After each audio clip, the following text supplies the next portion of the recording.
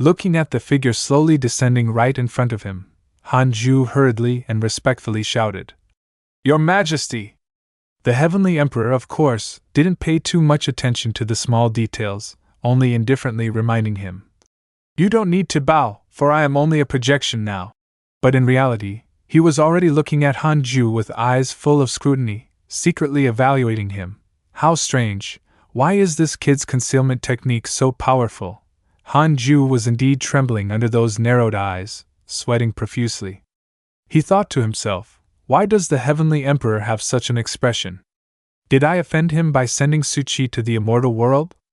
Oh no, I made the wrong move this time. After a moment of observation, the Heavenly Emperor directly asked Hanju the question on his mind. What bloodline are you? Why has your blood essence become so much stronger?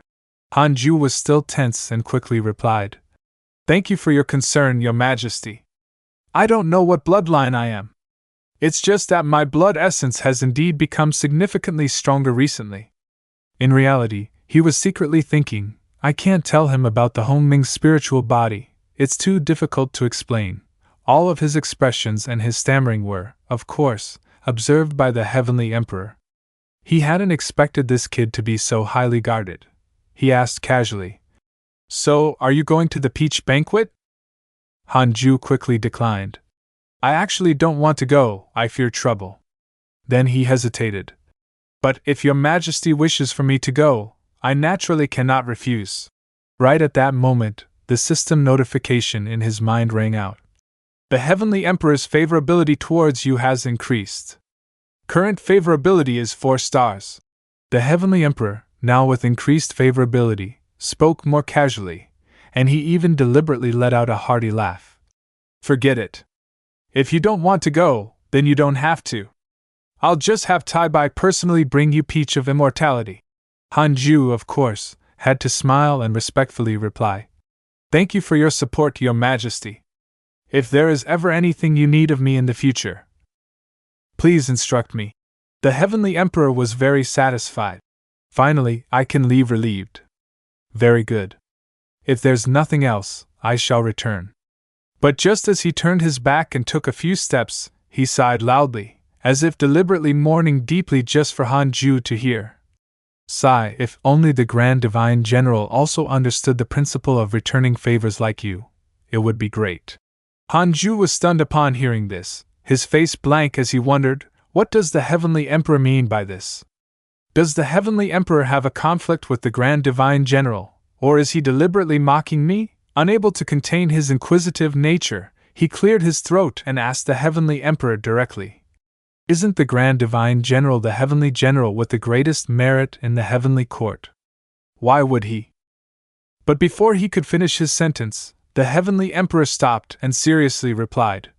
His merit is indeed great, but precisely because his merit is too great, he is very arrogant. I asked him to go kill the undying great Emperor before, but it took a lot of persuasion. The image of the Grand Divine General with 3-star favorability slowly formed in Hanju's mind, and he secretly thought, is the Heavenly Emperor reminding me that I will have a conflict with the Grand Divine General in the future? I mistakenly thought the Grand Divine General was the Heavenly Emperor's close confidant. It seems the Heavenly Emperor's only current confidant is Tai Bai. At least he was personally groomed by Your Majesty. And then, seeing the Heavenly Emperor's image gradually beginning to dissipate, he firmly stated, Your Majesty, rest assured, if I grow powerful one day, I will absolutely not forget Your Majesty's kindness. The Heavenly Emperor was clearly very pleased, and the last look in his eyes as he turned back held clear admiration. I trust you. You cultivate well. Not only that, but he also secretly sighed with emotion in his heart. This young man's character is decent. Finally, before completely disappearing, he left a solemn declaration. With me here, no one will disturb your cultivation. Hanju quickly knelt down in salute, clasping his hands and shouting, Thank you, Your Majesty! The moment the Heavenly Emperor disappeared, Hanju's eyes completely changed, returning to his usual dark, contemplative look. He surmised, is the Heavenly Court in chaos now? But then he put it aside because it didn't much concern his life. Forget it. Chaos is chaos. If there truly are traitors, I can still check through the system. I'll wait until I become stronger. No matter how chaotic the heavenly court is, it won't affect me. In one's life, one can repay kindness, but there's no need to risk one's life. Survival is the most important thing. Time passed. 25 years later, the image of a man appeared clearly from the system, bearing the name Longshan, his cultivation at the true immortal realm mid-stage. His current hatred towards Han Ju was 1 star. This person's background is not easy to touch.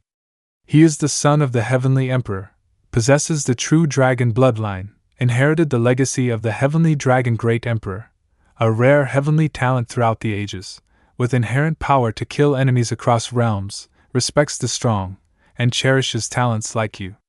Current favorability is 2 stars.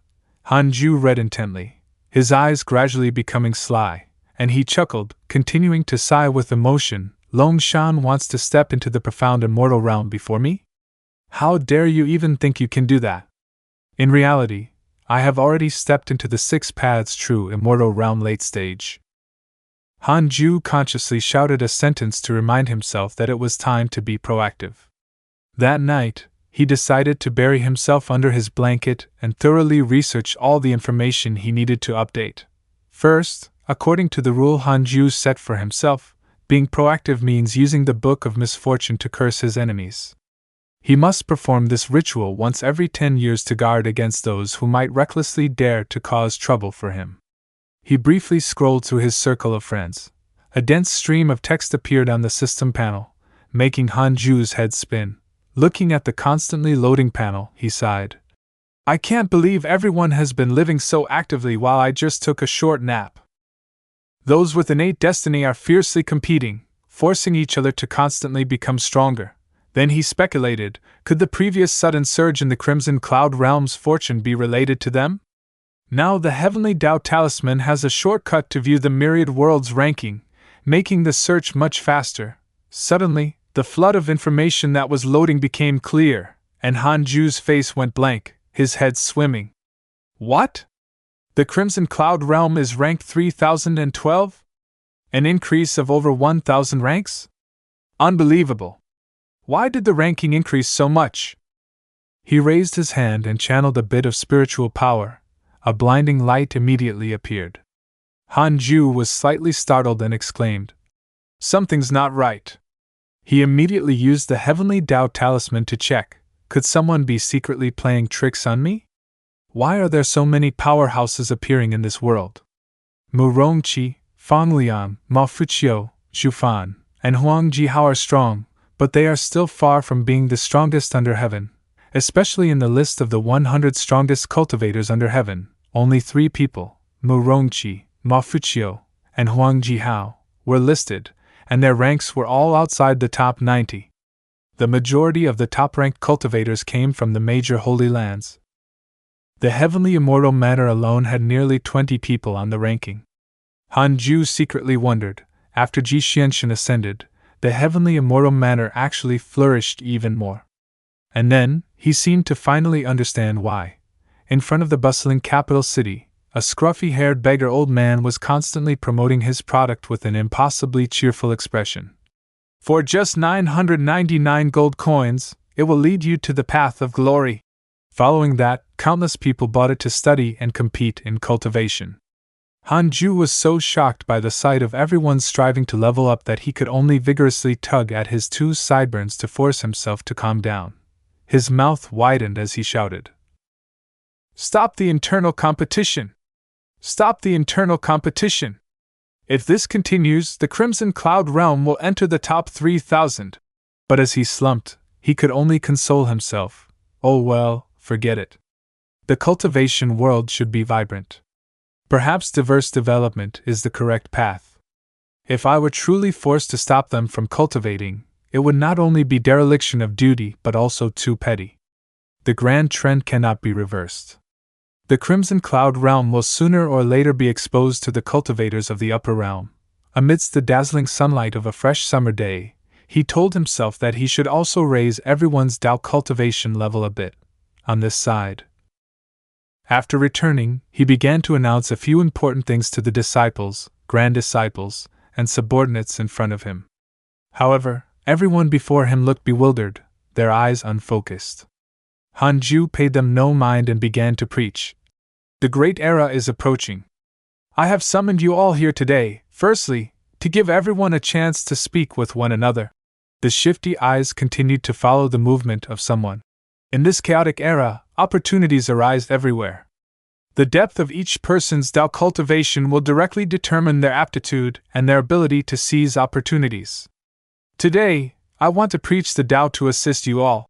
As soon as his words fell, everyone simultaneously tossed aside their bowls and chopsticks, cheering with exaggerated excitement and admiration.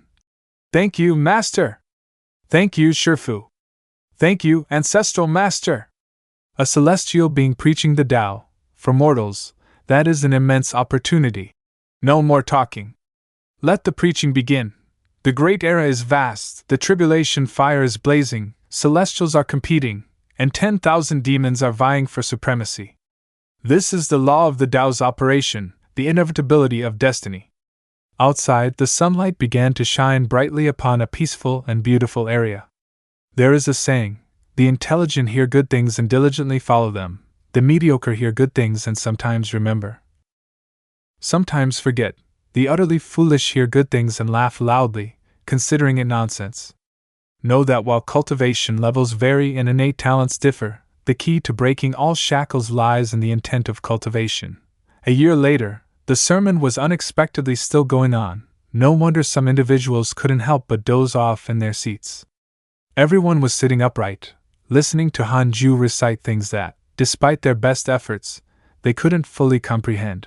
I only hope that my disciples ponder deeply, persevere in cultivation, use your hearts to comprehend the Tao, and use the Tao to save the world.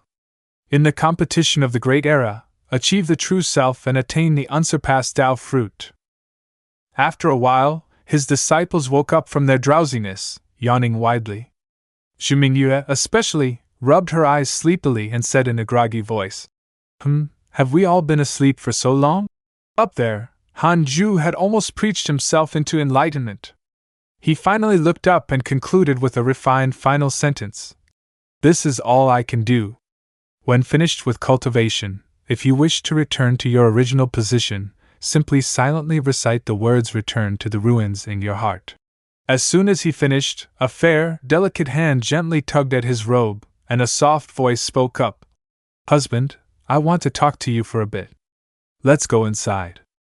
Hanju was startled.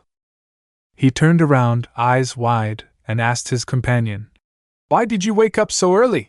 The woman comfortably swung his arm twice, smiling innocently. Actually, I wasn't cultivating, husband. Have you forgotten? I cultivate the goddess of mercy scripture, which doesn't rely on aptitude. He looked blankly and asked her, Then why did you sit with them for a year? The woman rubbed her cheek against his, ignoring his confused expression, and explained, Being by husband's side can't be considered doing nothing, right?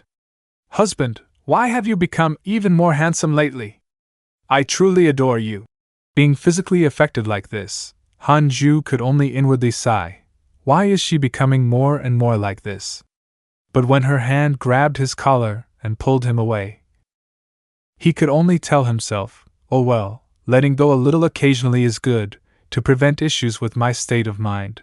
In front of everyone, Hanju was led away into the room by Xinghong Qian, leaving the disciples bewildered. Changyue, especially, watched them with wide, unblinking eyes, her face flushing from her own dark thoughts. Should Shifu and I be a bit more proactive? Next to her, Wu Daojian and Tu Linger both had darkened, angry expressions of dissatisfaction. Suddenly, Changyue turned to ask her Shifu, immortal Shichuan. Shifu, should we try the Overlord forcibly takes concubine move? Hearing this, immortal Shichuan couldn't help but shiver. She covered one side of her face shyly, her eyes looking away as she stammered. Cough, cough, what are you talking about? Hearing this, Changyue thought her Shifu disliked the suggestion. She stroked her chin thoughtfully and said, But junior brother seems to like that move too. This is the end of the video. Catch the next chapters on the Kappa-sama YouTube channel. Please like and subscribe to support me. Thank you all very much.